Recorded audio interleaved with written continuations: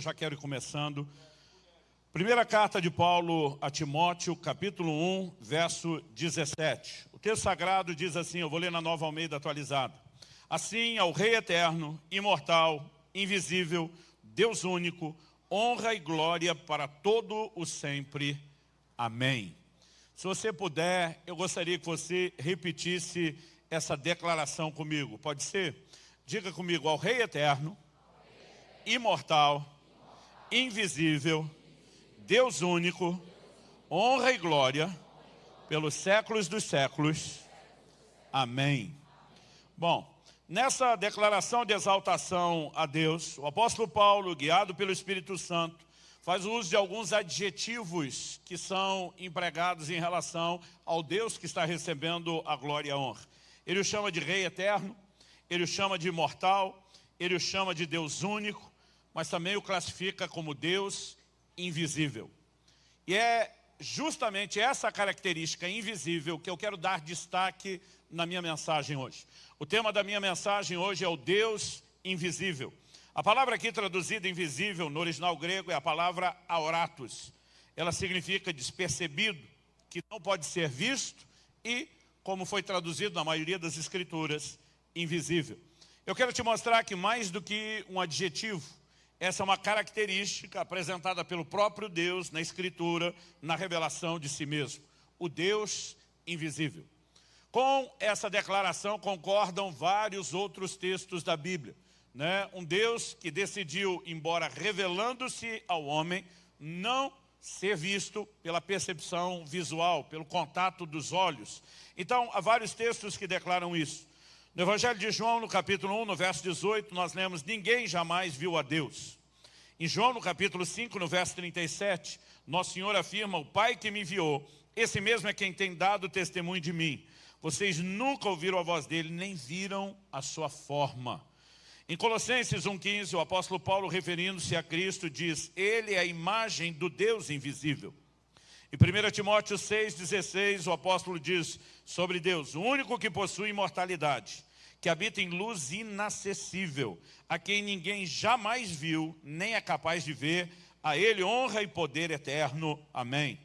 E o apóstolo João, em 1 de João, capítulo 4, verso 12, o apóstolo Amor diz, nunca ninguém viu a Deus. Quando nós temos tantas declarações como essa, falando sobre ninguém ter visto a Deus, eu gosto de dizer que isso deixou de estar no nível de informação e ganha a característica de ênfase. Toda a repetição é enfática. E de alguma forma, Deus não apenas decidiu ser, aos nossos olhos, o Deus invisível, mas obviamente Ele tem razões para isso.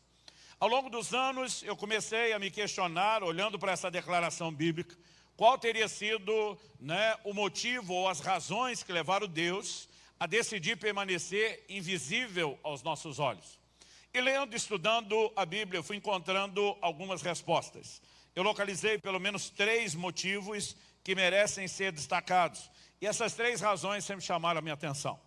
A primeira delas eu denominaria como uma questão de fé. Abacuque 2,4 diz que o justo viverá da sua fé. Então, quando nós falamos a respeito de fé, precisamos entender que essa declaração de Abacuque ela é um alicerce na doutrina do Novo Testamento.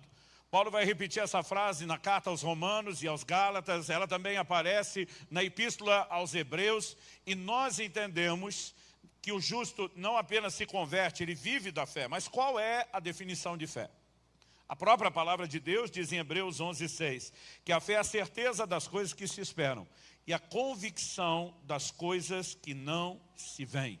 Se a fé é a convicção do que não se vê e todo relacionamento com Deus é baseado em fé, faz todo sentido para mim que Deus não se mostre, que Ele não revele nenhuma forma ou aparência visual, mas que nós sejamos chamados a essa convicção de fé daquilo que nós não vemos.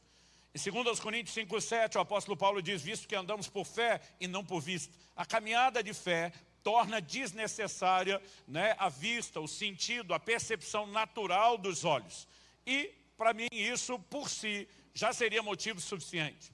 Mas ao longo do tempo, estudando a Escritura, eu percebi que um segundo motivo pelo qual Deus decidiu permanecer invisível aos nossos olhos, diz respeito à questão da idolatria, ou seja, o risco né, potencial, a inclinação do homem a fazer para si imagens.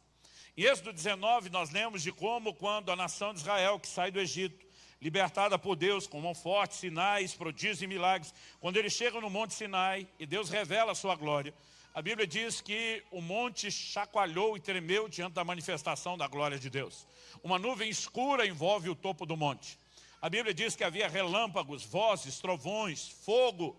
E o livro de Deuteronômio, que é chamado Deuteronômio por um motivo, a palavra Deuteronômio significa segunda lei, ou repetição da lei, porque no Pentateuco, os primeiros 5 livros da Bíblia, cuja autoria são atribuídas a Moisés, você tem toda uma narrativa, começa com a criação, os chamados patriarcas, a formação da nação de Israel, como eles vão ao Egito, ali se tornam escravos, e depois como Deus os libertaria de lá, fazendo deles o seu povo, com o propósito de levá-los à terra prometida. Então, principalmente a partir de Êxodo, você tem toda essa jornada de libertação do povo, os mandamentos que Deus passa, né, a estabelecer e dar ao seu próprio povo. E quando você chega em Deuteronômio, o 5º livro do Pentateuco, o que você tem é a repetição de todos os principais mandamentos e uma espécie de highlights, melhores e piores momentos, recapitulação da história além dos mandamentos. Então, em Deuteronômio 4, Moisés vai fazer alusão ao que eu mencionei lá de Êxodo 19, de quando Deus manifestou sua glória no monte e falou com a nação de Israel pela primeira vez.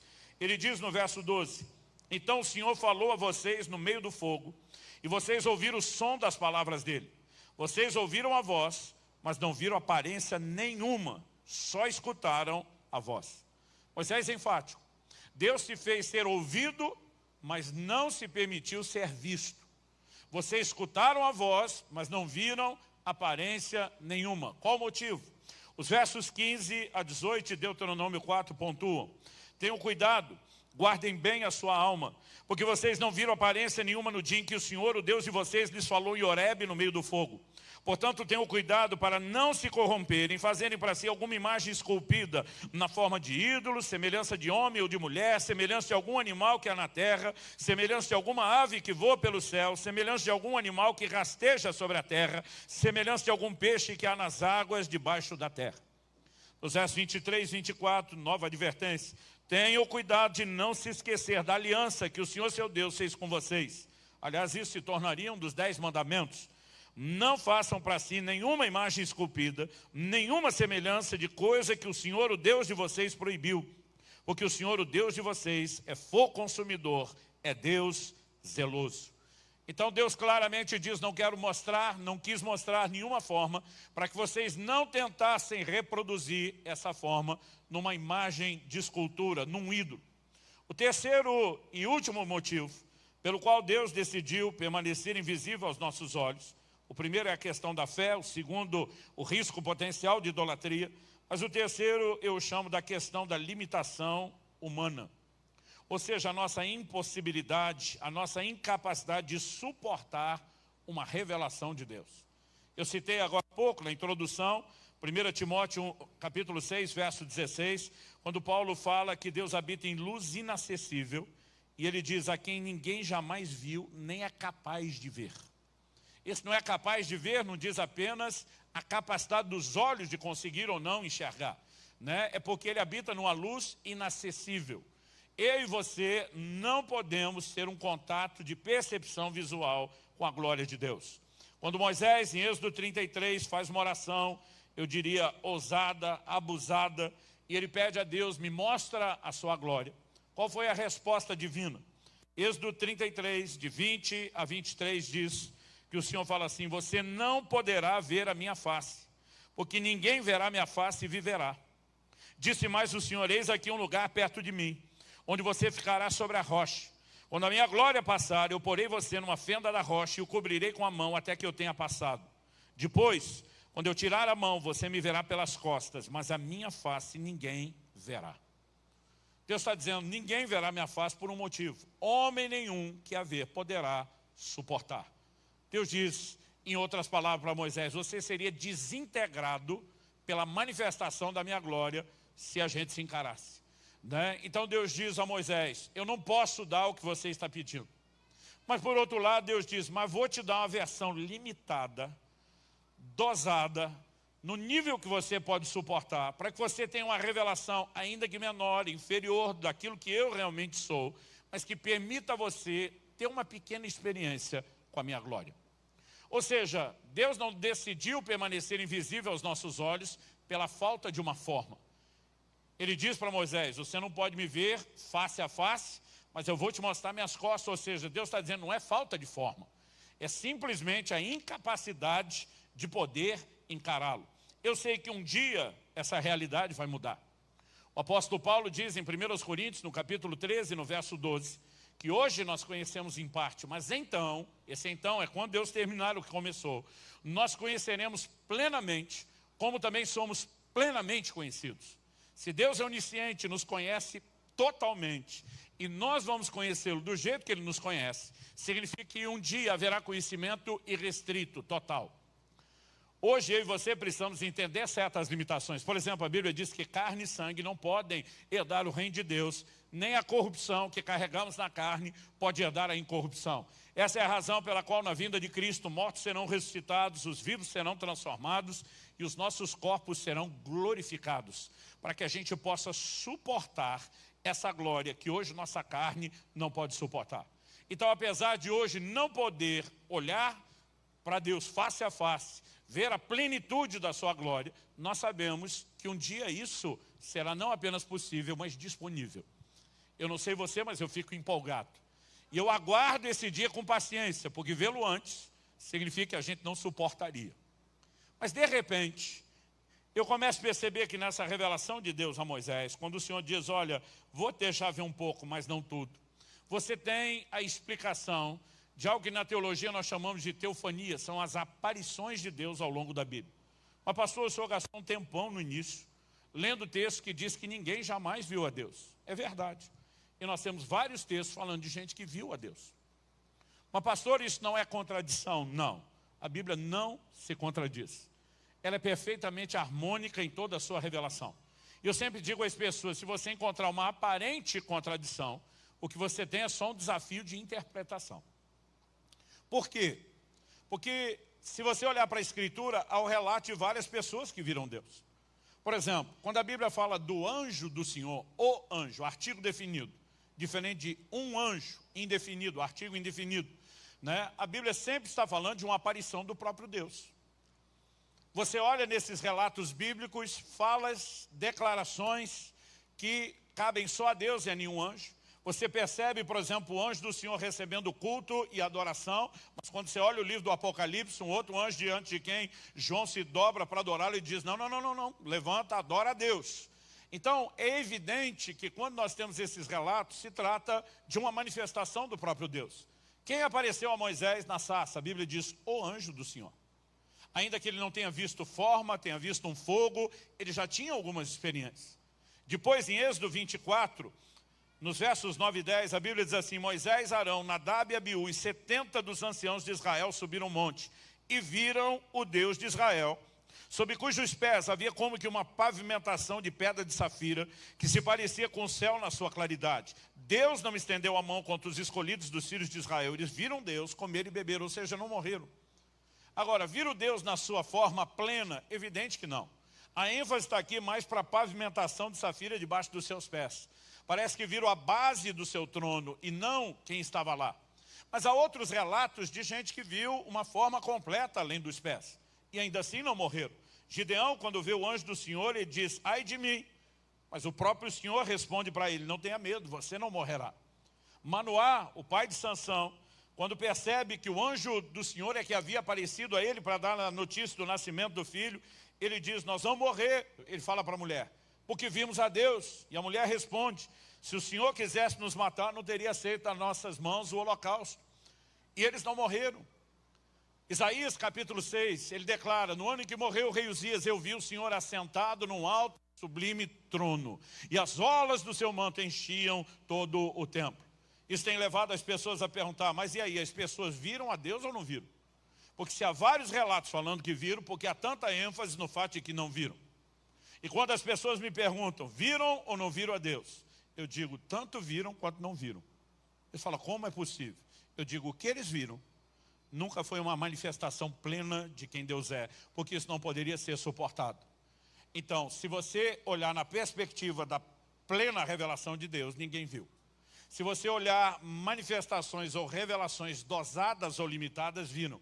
Mas como o que eles viram não é tudo que Deus é, no final das contas a Bíblia diz, ninguém jamais o viu. Mas um dia eu e você poderemos vê-lo. E eu não sei você, eu fico empolgado e aguardo com paciência e alegria esse dia. Mas eu fiz toda essa construção para levá-lo a um ponto específico a ser avaliado, que é o cerne da minha mensagem de hoje. Em julho do ano passado, eu havia iniciado um período de jejum, coisa que eu tenho feito com frequência nos últimos anos, um jejum prolongado a cada início de semestre. E logo no início, eu lembro que eu estava pregando no México e pedi ao pastor que durante o dia me facilitasse um acesso perto de onde eu estava hospedado, a uma academia. Algo que eu tenho aprendido é manter a rotina de exercício mesmo durante o jejum. E eu lembro que eu estava no meu momento de cardio, com os fones de ouvido já ligado no celular para ouvir a música, a adoração, porque para mim aquele momento, aquela 1 hora de cardio que eu faço é uma extensão do devocional, aproveito para orar. E eu lembro quando eu comecei a me movimentar ali no elíptico, o Espírito Santo fala comigo, leia a Bíblia. Eu pensei, não é a melhor hora, porque quando você está com os braços mexendo e tem que ficar rolando a tela para leitura, é custoso, é trabalhoso. Mas aquele comando era claro.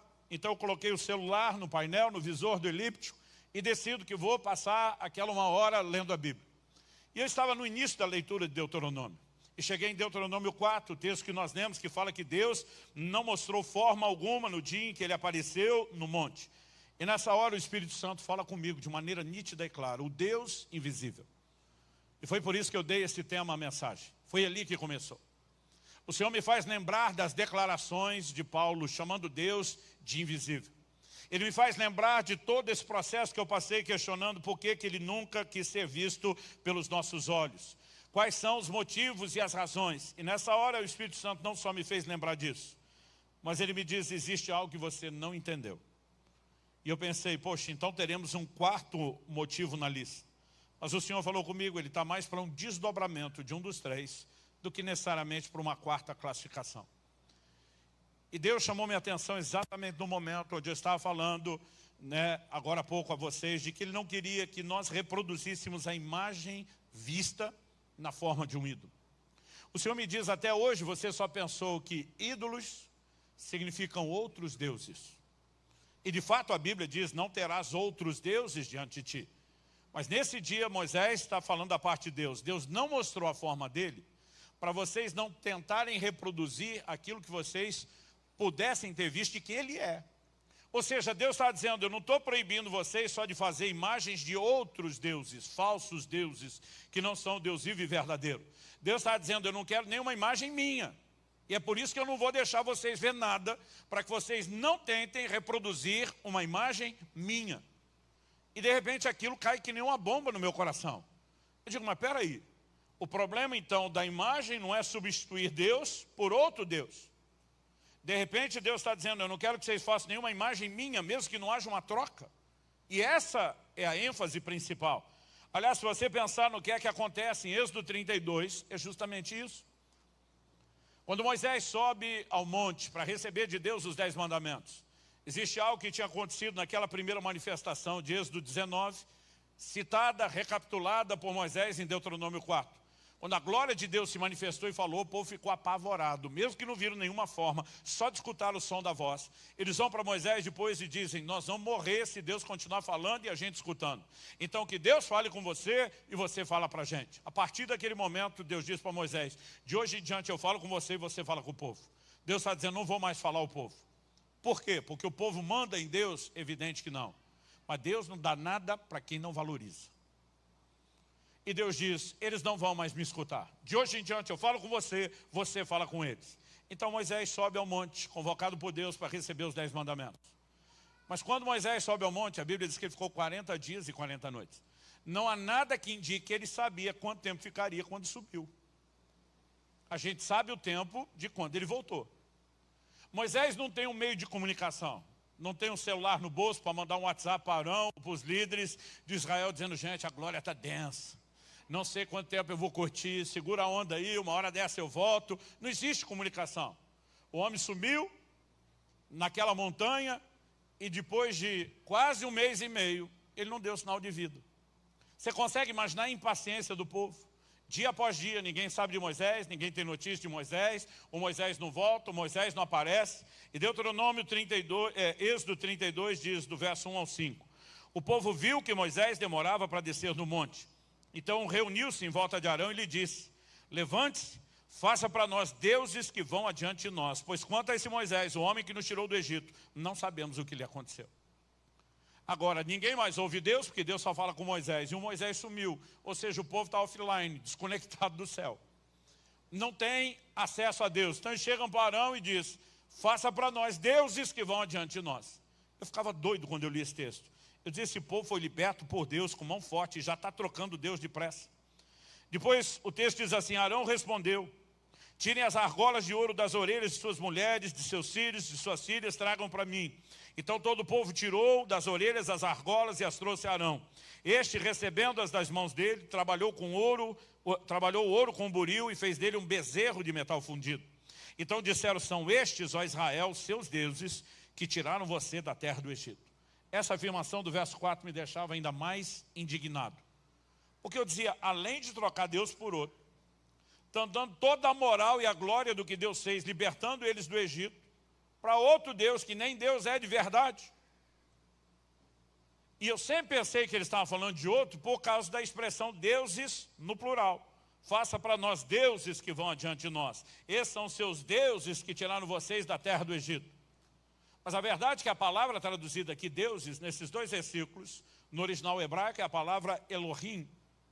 Elohim é Deus na forma plural. Ela tanto é usada quando era aplicado para falar de ídolos, que eram falsos deuses, mas também é usada para se referir ao Deus vivo e verdadeiro. E a razão pela qual é usada na forma plural, provavelmente aponta para o mistério bíblico da Trindade. Um único Deus, que se revela em 3 distintas pessoas. Então, só a expressão deuses no plural, normalmente, Elohim não é traduzido no plural, a não ser quando claramente está se falando de deuses falsos com D minúsculo. Mas aqui, essa opção de tradução, ela simplesmente é uma escolha do tradutor. Quando chega o verso 5, nós vamos perceber que eles nunca falaram de outros deuses. Verso 5 diz, Arão, vendo isso, edificou um altar diante do bezerro e fez a seguinte proclamação, amanhã haverá festa ao Senhor. Na maioria das versões, a expressão Senhor, ela aparece em letra maiúscula, caixa alta. Isso é um indicativo de quê? Quando você encontra essa palavra Senhor em caixa alta no Antigo Testamento, isso significa que a palavra usada no original hebraico é o nome impronunciável de Deus. Nós o chamamos de o tetragrama sagrado. São 4 consoantes sem nenhuma vogal. É impossível você ler ou pronunciar, né, esse nome. É um fonema impronunciável. Então, quando as pessoas perguntam, pastor, por que às vezes chamam Deus de Jeová, chamam de Yahvé? E a gente explica, são tentativas de colocar vogais imaginárias num nome que não tem vogais. É uma tentativa de dar fonema, né, pronúncia ao nome que é impronunciável. E quando eles dizem, amanhã haverá festa ao Senhor, fazendo um altar de sacrifício diante do bezerro, significa que na cabeça deles, eles não fizeram um outro Deus. Eles apenas deram imagem para o Deus. Já que nós estamos sem nenhum contato, vamos fazer uma imagem do Deus que a gente sequer consegue imaginar. Isso foi suficiente para que a ira de Deus se acendesse com o povo. A pergunta é, por que Deus nunca quis uma imagem de si? Se você vê Deus falando, eu não quero que você faça imagem de outros deuses, para não me trocar por outro, dá para entender isso. A Bíblia diz que ele é zeloso. Mas por que Deus não queria nem uma imagem de si? Porque Deus está dizendo, qualquer imagem que vocês façam, estará diminuindo quem eu sou. E a pergunta a ser feita é, por que Deus não quer que a gente diminua quem Ele é? Se há uma expressão que possa ser assim apresentada como cerne do meu ensino, da minha mensagem hoje, é não limite a Deus. Deus é maior do que você pode imaginar. Deus é maior do que qualquer imagem possa expressar. E eu comecei a perceber, a partir daquele início de julho, ali, no México, quando Deus me chamou a atenção para isso e começou a falar ao meu coração, porque eu decidi, algo que eu tenho feito com uma certa frequência e repetição, é ler a Bíblia toda durante esses 40 dias de jejum. Então eu leio uma média de 30 capítulos por dia, e ao longo dos 40 dias eu leio a Bíblia toda. E é gostoso quando você lê a Bíblia inteira num período curto de tempo, porque você consegue focar alguns assuntos e cobrir a Bíblia toda muito rapidamente, de olho só naquilo. Como Deus chamou minha atenção logo no início do jejum para isso, eu comecei a observar, estava no início de Deuteronômio, recapitulei os primeiros 4 livros, e dali até o final de Apocalipse. Eu comecei a perceber quanta ênfase existe na grandeza de Deus. E o tempo todo Deus nos chamando a um lugar e a um posicionamento de não diminuir quem Ele é. Isaías capítulo 40, por exemplo, nos apresenta uma visão e um entendimento que a gente também tem que levar em conta e em consideração. Eu quero ler um texto que é um pouquinho mais longo do que o normal, vou ler do verso 12 ao 26 de Isaías 40. Mas Deus começa a mexer em conceitos de grandeza que as pessoas tinham, de imensidão. Na literatura antiga, tanto os oceanos como o céu são figuras alegóricas de grandeza, de imensidão. Mas em Isaías 40, 12, Deus começa perguntando: quem na concha da sua mão mediu as águas e tomou a medida dos céus a palmos? Deus está dizendo, essas duas figuras vocês têm de imensidão, eu brinco de medir com a mão. Ou seja, Deus está se apresentando como grande. Ele pergunta: quem recolheu na terça parte de um éfa o pó da terra e pesou os montes em romana? Romana era uma balança. E os outeiros em balança de precisão. Balança de precisão era aquela coisa para avaliar gramas, não só quilos. Deus está dizendo, pega as montanhas, isso aí para mim é as balancinhas de precisão. Ele continua e questiona, 13, quem guiou o Espírito do Senhor ou como seu conselheiro o ensinou? Com quem ele se aconselhou para que lhe desse compreensão? Quem lhe ensinou a vereda da justiça ou quem lhe ensinou sabedoria? E quem lhe mostrou o caminho do entendimento? Verso 15, eis que as nações são consideradas por ele como um pingo que cai de um balde e como um grão de pó na balança. Eis que ele carrega as ilhas como se fossem pó fino. No verso 16, ele diz o Líbano. E é importante que a gente entenda como eles olhavam para a figura do Líbano. Hoje, por exemplo, quando nós falamos da Amazônia no Brasil, a gente pensa aquela grande floresta, grande concentração de madeira. E ao longo da Bíblia, o Líbano era um dos lugares de maior concentração de madeiras e de bosques, assim como também de animais. Mas Deus diz no verso 16, o Líbano não seria suficiente para o fogo e os animais de lá não bastaria para um holocausto. Deus está dizendo, aquilo tudo não é lenha nem para um sacrifício, um holocausto para mim. Verso 17, diante dele todas as nações são como coisa que não é nada. Ele as considera menos do que nada, como um vácuo. 18, com quem vocês querem comparar Deus? Com que imagem vocês o podem confrontar? Deus está dizendo, não há nada e nem ninguém que se compare a mim. A minha grandeza, ao meu poder, a minha majestade, a minha glória. E aí Deus vai esculhambar os ídolos. Quanto à imagem, esta é moldada pelo artífice. Depois o ourives a reveste de ouro e forja corrente de prata para ela. O pobre que não pode fazer tal oferta escolhe madeira que não apodrece. Procura um artífice perito para fazer uma imagem esculpida que não oscile. Será que vocês não sabem? Será que não ouviram? Será que isso não lhes foi anunciado desde o princípio? Vocês não entenderam isso desde a fundação do mundo? Vocês não atentaram para os fundamentos da terra? Ele é o que está sentado sobre a cúpula da terra, cujos moradores são como gafanhotos. É ele quem estende os céus como cortina e os desenrola como tenda para neles habitar. É ele quem reduz a nada os príncipes e torna em nulidade os juízes da terra. Mal foram plantados e semeados, mal se arraigou na terra o seu tronco, já secam. Quando um sopro passa por eles e uma tempestade os leva como palha. Verso 25, com quem vocês vão me comparar? A quem eu seria igual, diz o santo. Levantem os olhos para o alto e vejam quem criou essas coisas. Aquele que faz sair o seu exército de estrelas, todas bem contadas, as quais ele chama pelo nome. Por ser ele grande em força e forte em poder, nem uma só vem a faltar.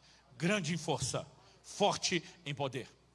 Eu comecei a observar que ao longo de toda a Escritura, Deus está protestando e chamando a atenção do seu povo e dos homens para a sua grandeza.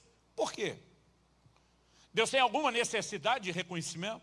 Será que ele tem um problema de ego ou de autoestima e ele precisa que a gente reconheça que ele é grande? É evidente que não. Deus é um ser completo, pleno, perfeito, absoluto. Paulo, pregando em Atenas, diz: Deus não é servido por mãos humanas como se precisasse de coisa alguma. Não há nada que eu e você possamos oferecer e entregar que seja uma necessidade. Ele é completo, ele é perfeito, ele não tem necessidades. Então, por que o chamado ao reconhecimento da grandeza? Deus não se sente inferior se não reconhecemos sua grandeza. Mas se limitamos a sua imagem, nós não poderemos desfrutar plenamente de quem Ele é.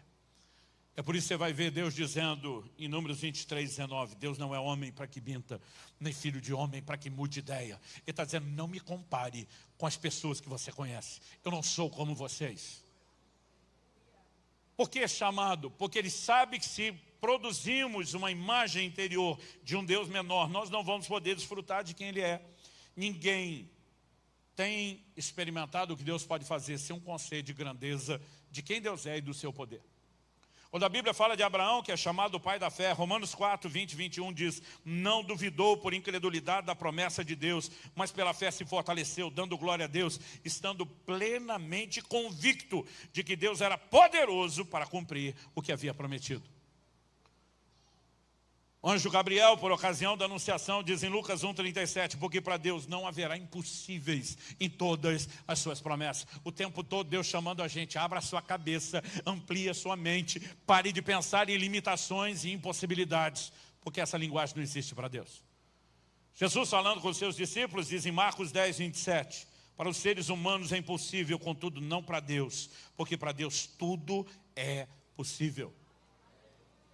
O conhecimento de Deus, a percepção da grandeza de Deus vai nos levar a um rompimento espiritual, tanto no âmbito pessoal como ministerial. Daniel 11:32 diz: o povo que conhece o seu Deus será forte e fará proezas.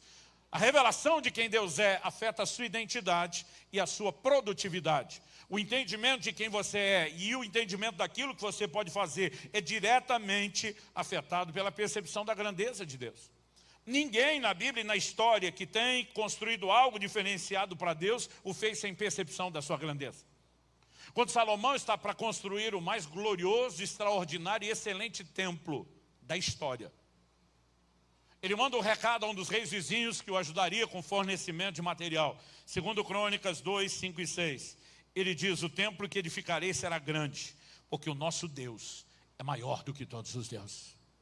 Ele está dizendo: não tem chance da gente fazer uma casinha pequena ou insignificante para Deus. Porque se esses que não são Deus de verdade já têm alguma coisa, a casa do nosso Deus será maior do que a de todos eles. Só que depois de falar isso, olha o que ele diz: no entanto, quem seria capaz de lhe edificar um templo, visto que os céus e até o céu dos céus não podem conter?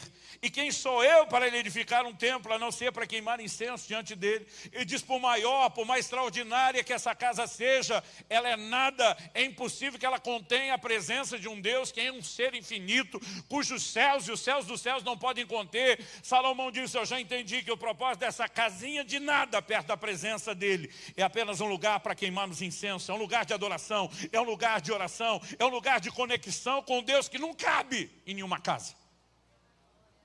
E ao longo das escrituras isso é recorrente. Você pega os salmos, que é uma ênfase na adoração a Deus, Salmo 145, 3, grande é o Senhor e muito digno de ser louvado, a sua grandeza é insondável, é imensurável, ou seja, Ele é tão grande que não dá para medir. Eu lembro de um amigo dizendo: subi lá, fui pregar numa igreja, tinha um cara empolgado. Mas ele, em vez de dar só glória a Deus e aleluia, como a maioria das pessoas, falou, e tinha uma expressão incomum no meio cristão. Enquanto eu pregava, esse cara gritava: eita Deus grandão! Eu vou subir lá, foi um atrás do outro. Eu falei: te incomodou? Ele falou: nada. Aquilo me dava uma alegria, me dava um gozo no meu espírito, porque de alguma forma parecia que era o próprio Deus tentando nos chamar ao entendimento de quem Ele é. Isaías 46, 5, Deus pergunta: com quem vocês vão me comparar? A quem eu seria igual? São essas declarações nos profetas. Deus diz: eu sou Deus e não há outro, eu sou Deus e não há outro semelhante a mim. O tempo todo Deus nos chamando à percepção maior de quem Ele é. Isso me leva à seguinte pergunta prática: mesmo que eu e você não tenhamos a inclinação prática de fazer uma imagem literal de um Deus, a pergunta a ser feita é: será que dentro de nós, naquilo que entendemos e imaginamos, nós não estamos criando uma imagem de um Deus que é menor do que Ele realmente é? Será que dentro de mim e de você, por falta de percepção e revelação, nós não estamos com uma certa caricatura, uma distorção da imagem de Deus? E quando eu falo isso, não estou dizendo que um crente imagina Deus sem nenhum poder. Mas muitas vezes nós o limitamos a uma percepção de poder só do que já vimos fazer. Isso nos impede de entrar num lugar de feitos maiores. Moisés, depois de Cristo, seguramente foi o ser humano que mais viu sinais, prodígios e milagres. A Bíblia diz: nunca se levantou homem como ele, a quem o Senhor falasse face a face, que te demonstrasse tamanho poder e que visse tantos prodígios e sinais. O cara era doutorado no sobrenatural. Mas a Bíblia diz que em Números 11 o povo começa a murmurar a respeito do maná, maná, maná, todo dia maná, nossa alma está com fastio desse pão vil. A Bíblia diz que eles começam a ter saudade da comida do Egito, e daqui a pouco a ira de Deus se acende. Deus diz para Moisés: pois querem comer carne, eu vou dar carne. Deus diz: esse povo vai comer carne o mês inteiro, até sair pelos narizes. Quando Deus fala isso, aí o Moisés vai dar uma aula para Deus de logística. Números 11, de 21 a 23. Moisés, porém, respondeu: esse povo no meio do qual estou é de 600.000 homens de pé. E tu dizes: eu lhes darei carne, e eles a comerão durante o mês inteiro. Quantos rebanhos de ovelhas e de gado teríamos que matar para que tivesse o suficiente? Ou será que bastaria se ajuntássemos para eles todos os peixes do mar? Moisés olha para Deus como quem diz: fala sério, 600.000 homens, e só os de 20 anos de idade para cima, listados no exército. Se você der para cada um deles uma mulher só, que para a época e para a cultura era média generosa, se você der para cada casal 3 filhos, que isso é média atual, não da época, então, para cada um dos 600.000 homens, uma mulher e 3 filhos, multiplica esse número por 5, 3 milhões de pessoas. Era gente demais. Outro dia alguém falou: pastor, a Bíblia é muito machista, só conta homem, não conta mulher e criança. Eu falei: sempre que essa conta aparece, Deus está falando de comida. Na multiplicação dos pães, 5.000 homens, fora mulheres e crianças. Aqui ele está dizendo 600.000 homens, porque o homem come pela mulher e pelas crianças. Gente, tenta imaginar o pesadelo logístico de um churrasco, uma refeição só, para 600 homens. Quem já fez comida para grupo sabe o que eu estou falando. Um pesadelo logístico. Agora, Deus está falando de 600.000, não 600, 600.000. E Deus está falando não de uma refeição. Vão comer carne o mês inteiro, até sair pelas narinas. Aí o Moisés começa a dizer: quantos rebanhos a gente ia matar? E diz: pode passar a rede no oceano inteiro, não tem peixe suficiente para esse povo comer carne o mês todo. Qual foi a resposta de Deus? Verso 23. Porém o Senhor respondeu a Moisés: será que a mão do Senhor se encurtou? Agora mesmo você verá se a minha palavra se cumprirá ou não. E da noite para o dia, literalmente começa a chover e amontoar e empilhar codornizes por toda parte. Imagine Deus dizendo: você está de brincadeira, Moisés, de achar que eu só tinha poder para vir até aqui, que eu não posso fazer nada de novo e diferente? Me ouça com atenção. Tudo que Deus fez na história da sua vida até hoje é lindo, mas tem mais para ser experimentado. Tudo que Deus fez nos 20 anos de história dessa casa é lindo, mas me ouça com atenção, porque eu creio que eu falo pelo Espírito de Deus, é só o começo. Haverá uma nova estação de frutificação, de rompimento, de colheita, nunca antes vista, e acredito, não sonhada pela maioria de vocês. E Deus está tentando abrir a nossa, não apenas a nossa mente, a percepção profética, para que a gente consiga entender que é um Deus maior do que aquilo que nós mensuramos. Nós temos que parar de limitar Deus e entrar num modo de ampliação do entendimento de quem Ele é, da sua grandeza. Não porque Ele tem um problema se não for reconhecido, mas porque se eu e você o limitamos, nós limitamos aquilo que Ele pode fazer na nossa vida. É por isso que várias vezes você vê Jesus dizendo a pessoas: seja feito conforme a sua fé. O que eu e você experimentamos na nossa vida não é de acordo com o poder de Deus, é de acordo com a sua fé, no quanto poder Ele tem disponível. E é por isso que nós temos que mudar a percepção. Mas pastor, se Deus decidiu ser invisível, como é que nós vamos conhecê-lo melhor? Não é uma percepção sensorial. Ela poderia ser chamada, e isso assusta, de extrasensorial. Como Deus se revela? Oséias 6,3 diz: conheçamos e prossigamos em conhecer a Deus. O conhecimento de Deus tem que ser progressivo. Em 1 Coríntios 15:34, Paulo diz: voltem à sobriedade como convém, não pequem. Do que ele está falando? Ele diz: porque alguns ainda não têm conhecimento de Deus. Digo isso para vergonha de vocês. Ele não está dizendo que aqueles crentes conheciam zero sobre Deus. Ele está dizendo, diante da grandeza de Deus, do tanto que tem para ser conhecido, vocês acomodados com esse pouquinho, falou, isso é uma vergonha. Parem de pecar. Voltem à sobriedade. Bora conhecer melhor a Deus. Então a pergunta é, como podemos crescer no conhecimento de Deus? Em primeiro lugar, todo crente precisa entender a importância de lermos, meditarmos, estudarmos a palavra de Deus. Jesus diz em João 5,39, examinais as Escrituras, porque julgais ter nelas a vida eterna. E diz, são elas que testificam a respeito de mim. O Deus que preferiu não mostrar uma imagem visível aos olhos das pessoas, Ele decidiu revelar seus atributos, sua grandeza, sua força, seu poder, por meio das declarações que Ele faz de si na palavra. E nós precisamos ser norteados por esse nível de convicção. Agora, eu não estou falando apenas uma convicção no nível do assentimento mental de quem leu e decorou. Nós precisamos somar à leitura e meditação da palavra outros recursos e ferramentas. E há uma especial que eu quero encorajá-lo a usar melhor. Eu estou falando agora a respeito da oração. Em Jeremias 33:3, Deus diz, invoca-me que te responderei. Mas Ele também diz, anunciar-te-ei coisas grandes e ocultas. Então nós temos crentes que não oram. Mas nós temos crentes que oram e só vão até um ponto. Eles estão na primeira parte. Invoca-me que te responderei. Eles estão melhor do que os que não oram. Eles estão apenas pedindo e recebendo algo. Mas eles não estão experimentando tudo que está disponível na oração.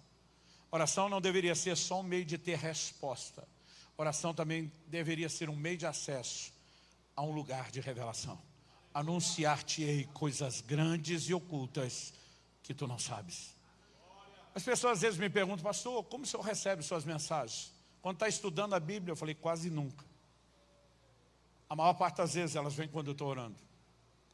Porque é quando você está orando, que aquilo que você leu, depositou, colocou dentro de você, meditou, refletiu, começa a ganhar corpo e espaço, debaixo de uma ação de revelação do Espírito Santo.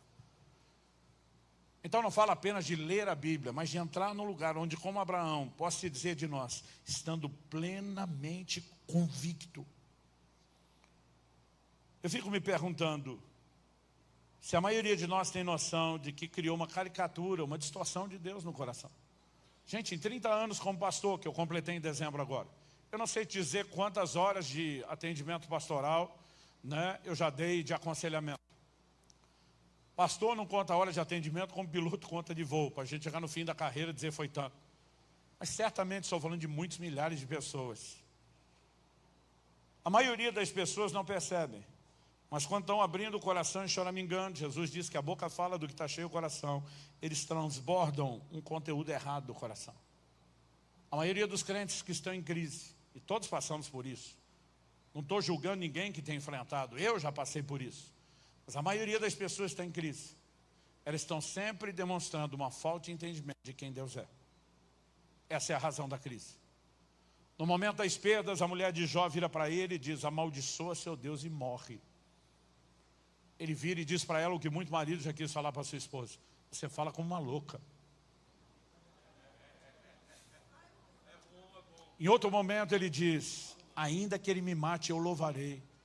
Ele está dizendo, mulher, você acha que Deus é que está contra nós? Se Ele tiver, Ele tem que ser louvado, porque Ele sabe o que Ele faz. Ele não erra, Ele é perfeito. Mas a fé e a convicção levam Jó a dizer, eu sei que o meu Redentor vive e Ele há de se levantar sobre a terra. Ele está olhando para aquela circunstância difícil, está dizendo, Deus ainda não terminou o que tem comigo. Ele não terminou de escrever a minha história. Eu não vou avaliar Deus pelo meu sentimento, muito menos um sentimento baseado em cima de circunstâncias transitórias. Eu sei quem Ele é. Nós precisamos entender isso. Paulo diz, eu sei em quem tenho crido. Se eu e você tivermos o conhecimento de Deus correto, nós teremos um nível de convicção e uma fé correta. Aí as pessoas estão lá choramingando suas crises, não, porque Deus foi injusto comigo. Eu digo, como é que é? Hebreus 6,10 diz que Deus não é injusto.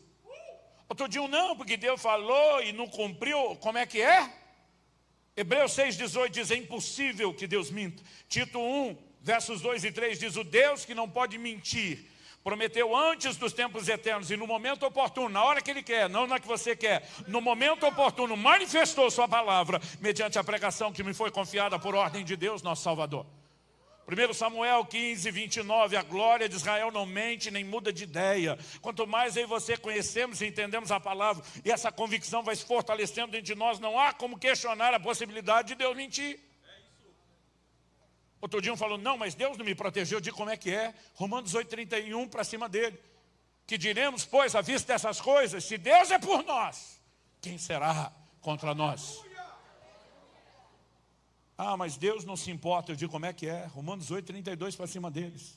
Se Deus não poupou nem mesmo a seu próprio Filho, antes o entregou por amor de nós, como não nos dará juntamente com Ele todas as coisas?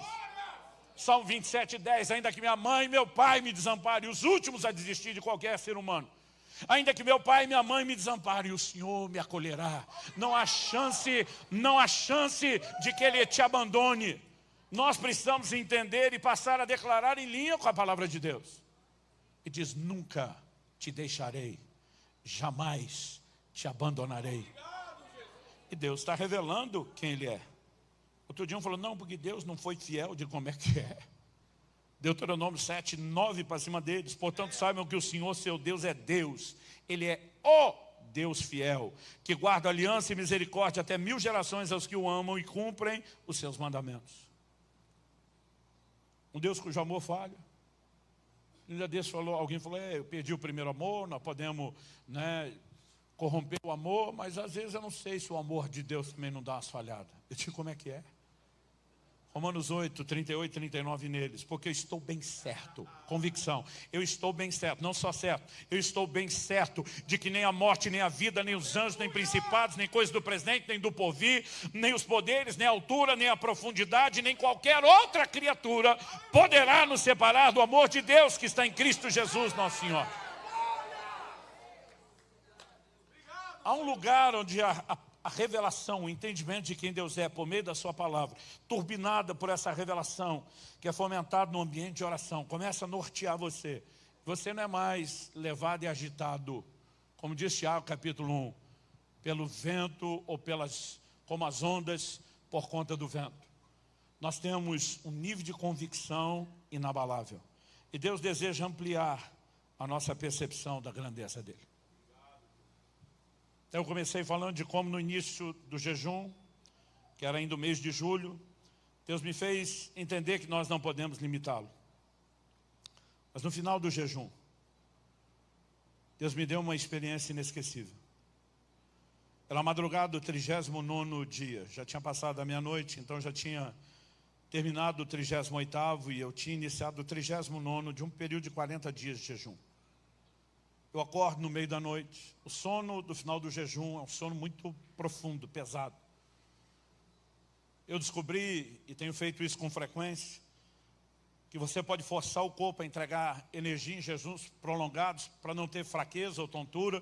E eu faço isso treinando e me exercitando bastante. Algo que eu descobri com médicos, faço com acompanhamento médico, mas às vezes chego até o 40º dia, chego a treinar 2, 3 horas por dia. Falando de uma de cardio, 2 de musculação pesada. Então, seu corpo já ficaria cansado. Ora, imagina fazendo isso 40 dias sem comida. Queimando só reserva de gordura. Quando chega os últimos dias, o sono vai ficando profundo. Parece que é um modo de defesa do corpo. Mas naquele dia, eu tinha treinado mais tarde. E quando eu treino, eu bebo muita água. E antes de ir para a cama, eu pensei, o que é que você fez tomando tanta água antes de dormir? Eu sabia que eu ia acabar acordando no meio da noite para ir ao banheiro. E eu não queria atrapalhar aquele sono que é bom. E de repente, quando acordo no meio da noite, precisando ir no banheiro, eu penso, arrependido, por que eu fiz isso? Eu não queria que aquele sono fosse interrompido. Então levantei, fui ao banheiro. Mas na hora de voltar, eu já não tenho mais preocupação nenhuma se a minha levantada para ir ao banheiro vai atrapalhar o sono. Porque eu estava num sono tão profundo, era um estado assim, torpor, que eu mal raciocinava direito. Eu parecia um zumbi. E 50 anos de idade, que é o que eu tinha nessa época do ano passado, eu não me lembro ter sentido ou pensado isso antes na vida. Mas voltando do banheiro para a cama, a única coisa que eu pensava é, eu estou com tanto sono que eu estou com medo de dormir em pé, cair. Nunca pensei nisso, nunca achei que alguém pudesse dormir andando. Mas eu só estava assim, de olho na cama, chega logo, não durma antes. E eu lembro que eu pensei, a hora que eu encostar a cabeça no travesseiro, é 3 segundos, estou apagado. Não perdi nada do meu sono.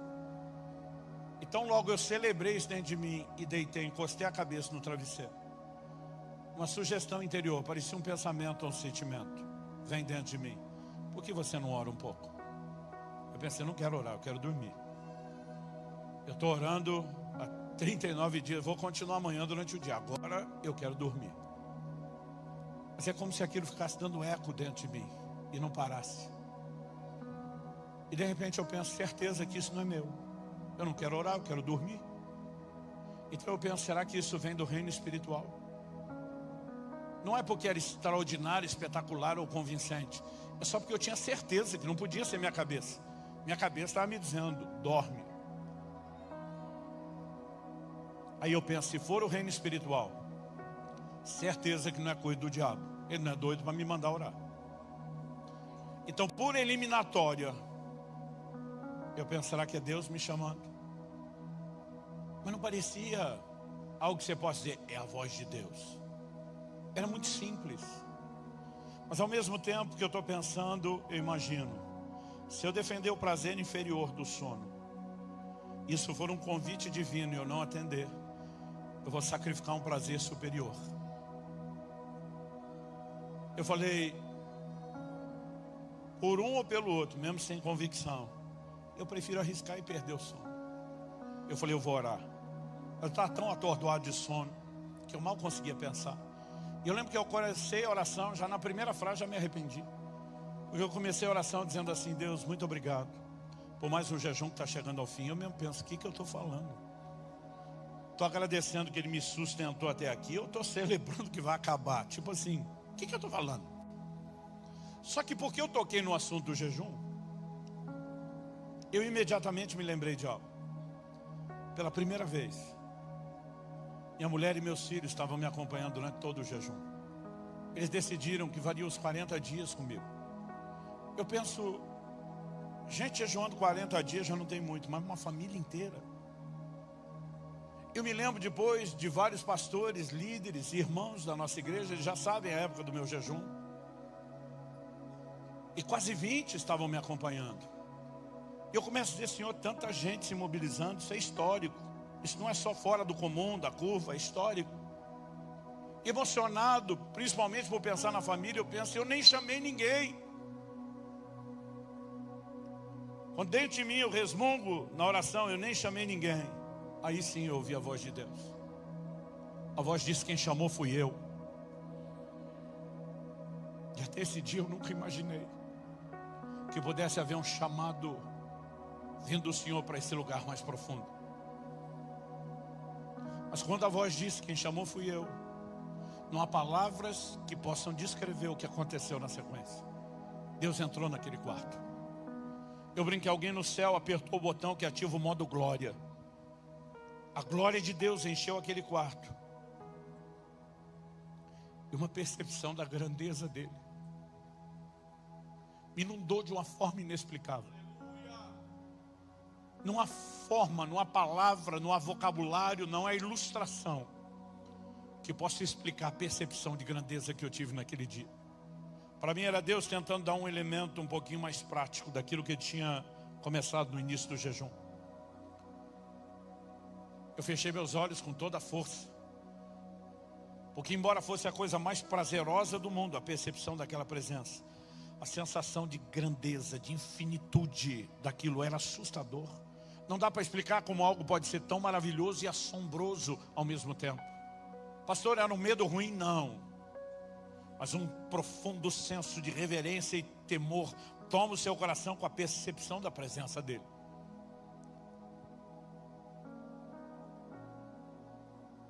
Alguém perguntou se eu riu ou chorou, eu falei os dois.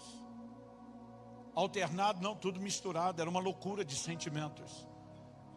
Eu nunca experimentei tanto deleite, tanto prazer na minha vida, como diante daquela visitação. No dia seguinte eu falo para minha esposa, digo, meu amor, não há ninguém que eu ame nessa terra como você sabe disso. Mas você sabe que você sempre perdeu para Jesus. Ela, graças a Deus. Eu falei, mas ontem tu perdeu feio. Mas você ficou bem longe. Ela me olha e diz o que aconteceu. E eu contei para ela, contei para o meu filho a experiência. Mas minha filha era a única que estava à distância no jejum. Então eu liguei para ela. Ela percebeu que eu estava emocionado. Ela falou: pai, o que aconteceu? Eu falei: filho, Deus entrou no meu quarto ontem. Ela disse: pai do céu, o senhor viu Deus? Eu falei: graças a Deus que não. Ela: como assim? Eu falei: filha, não dá para te explicar como algo tão atraente e prazeroso pode ser tão assustador, tão assombroso. Eu falei: eu fechei meus olhos com toda a força, porque mesmo estando escuro, a Bíblia diz que ele é luz. Mas fechei, não bastasse isso, escorreguei da cama para o chão, me prostrei com a cara no chão e ainda ficava tampando os olhos. Ela falou: mas o senhor sentia de que lado ele estava? Eu falei: esse é o ponto, filho. Ele não estava de um lado ou outro, ele estava em toda parte. Não dá para explicar isso. Ele estava à direita, ele estava à esquerda, à frente, atrás, em cima, embaixo, dentro, fora. Não dá para explicar. Pela primeira vez eu arranho de longe a declaração, uma percepção de entendimento da declaração de Salomão: nem os céus dos céus podem te conter. A infinitude daquela presença. A sensação que aquela glória atravessava meu corpo, a matéria, como uma peneira que não consegue segurar a luz. Mas não era só aquela presença passando no meu corpo, a sensação que eu tinha que impregnava tudo: colchão, parede, guarda-roupa. Parece que ela entrava em todo lugar. E de repente, uma forma prática, Deus me leva a um lugar a dizer: ele é tão maior, por que nós o limitamos tanto? Eu não vim te apontar o dedo nem jogar pedra em você. Se você tem feito uma imagem interior dele equivocada, menor do que ele é, só existe um remédio para isso. Quando Moisés desce do monte, pega aquele bezerro de ouro que Arão fez, a Bíblia diz que ele o moeu. Eu creio que nessa noite nós vamos ter que moer algumas imagens que estão limitando Deus na nossa vida, e passar a entrar num lugar de uma busca, de uma revelação maior e de uma percepção maior de quem Deus é. Nós precisamos conhecê-lo. No Salmo 27:4, Davi diz: uma coisa pedi ao Senhor e a buscarei. Ele diz: de tudo que eu possa pedir, eu só quero algo: que eu possa habitar no seu santuário todos os dias da minha vida e contemplar sua formosura. E diz: eu não quero estar lá porque eu estou com um problema e preciso que ele resolva. Eu quero estar lá para entender Deus. Eu quero estudar Deus. Ele fala de inquirir. Essa palavra inquirir, às vezes traduzida meditar no seu santo tempo, significa examinar minuciosamente. E diz: eu quero estudar os atributos de Deus. Eu quero ficar babando nos atributos de Deus, na grandeza, na glória, na majestade dele. Eu vou repetir: eu não vim julgar você por nada e nem te apontar o dedo. Eu vim te apresentar uma proposta que é um convite de Deus. Nós precisamos entrar num lugar de percepção maior da grandeza dele. Porque há coisas extraordinárias que ele ainda quer fazer em nós e através de nós. Eu vou declarar mais uma vez: há um novo nível de conquista e de avanço para essa casa. Mas Deus não quer apenas que o coletivo viva isso. Ele quer que cada um de nós, enquanto indivíduos, também possamos avançar nessa percepção, nas intervenções. E eu creio que essa é uma noite de milagres.